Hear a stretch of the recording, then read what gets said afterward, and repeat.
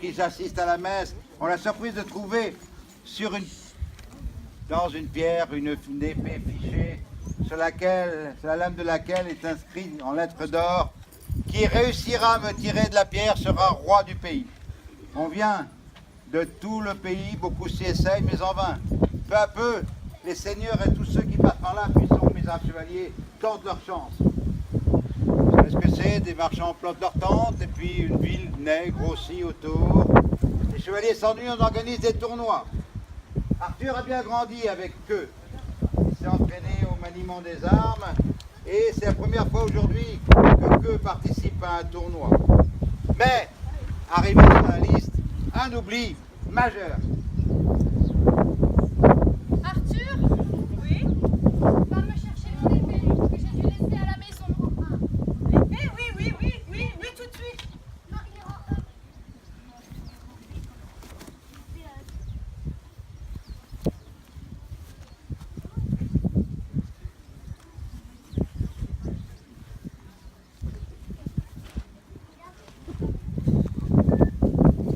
Oula, ça c'est une vraie.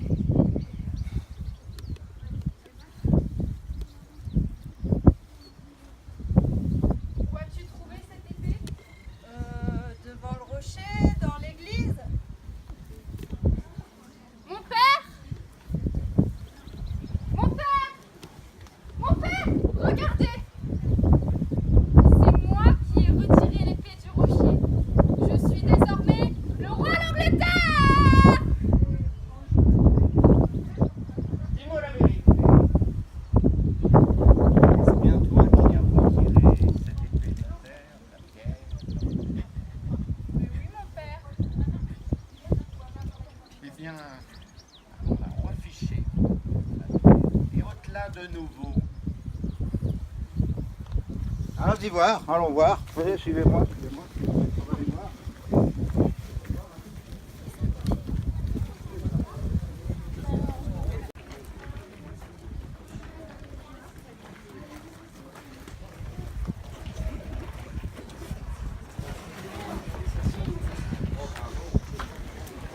Ah, attendez. Il y a un petit peu les gens avancent. Venez voir, venez voir. Attends. Allez, vous êtes trois.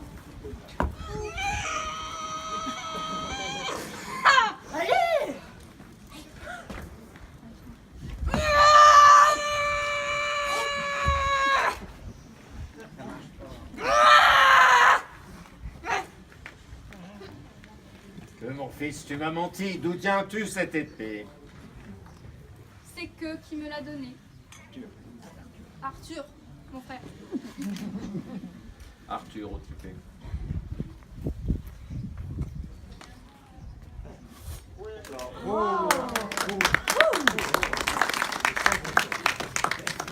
Remets-la en place. Il est juste que les barons essayent de retirer l'épée.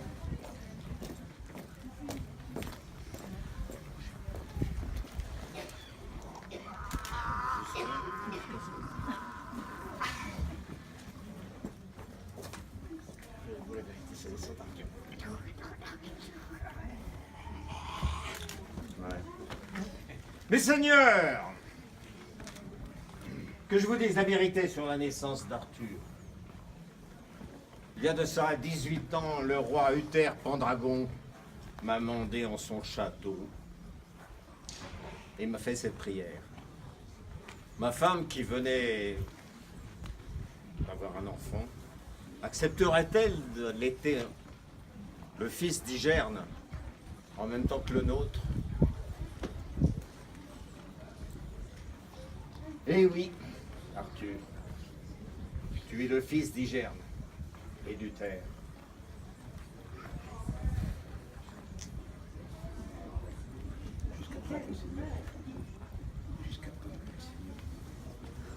Les seigneurs auront jusqu'à Pâques pour tenter leur chance. Si d'ici là personne réussit, tu seras sacré, toi. Je ne te demande qu'une seule chose, que tu pardonnes à que ton frère et que tu le fasses chevalier, que tu le fasses sénéchal même, parmi tes chevaliers. Je le promets. Ainsi fut fait. Par ces sages réponses et ces largesses, Arthur gagna la sympathie des barons, peu enclins à faire de leur roi cet inconnu. Il fut sacré le jour de la Pentecôte. Il fut connu du monde entier par mon récit et par celui de quelques autres écrivaillons qui ont bien voulu écrire sur le sujet, qui ont chanté ses exploits et ceux de la table ronde.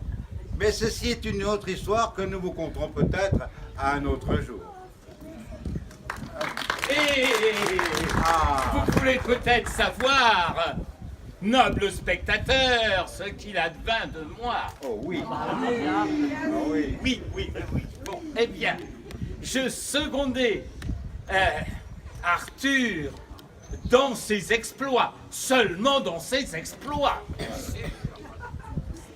Et je fus aussi pris dans les filets d'une fée, Viviane, qui me retint dans la forêt de Brocéliande. Vous allez me dire, vous qui connaissez l'avenir, vous n'avez pas été très malin quand même de vous laisser prendre, mais vous savez, l'amour est aveugle, surtout pour ceux qui ne savent pas très bien l'entendre. Que voulez-vous? Continuez votre route maintenant. Et si par hasard vous passez en Bretagne vers la forêt de Brocéliande, j'y serai peut-être, à moins que je sois assez malin pour délier ce sortilège qui me lie. Oh, Viviane. Venez saluer.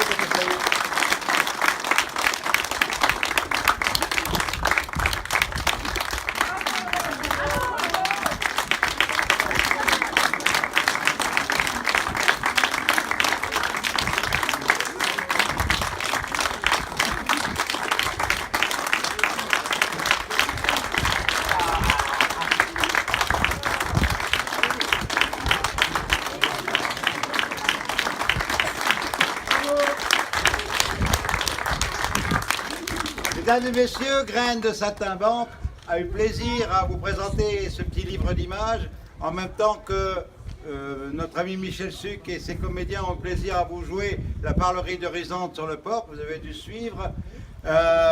Nous sommes associés avec les fêtes romanes depuis 4 ans, et depuis 4 ans nous essayons de travailler sur le Moyen-Âge et de leur proposer des spectacles pour agrémenter leur festivités.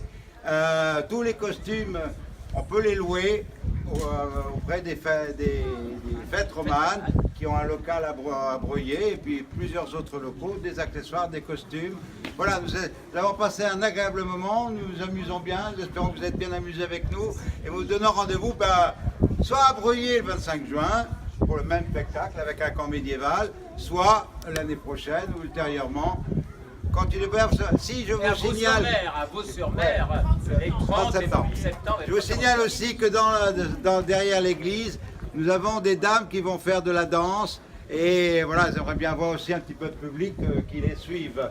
Donc si vous voulez aller les rejoindre, passer un petit moment avec les danseuses, pas de souci. Bonsoir et merci à vous.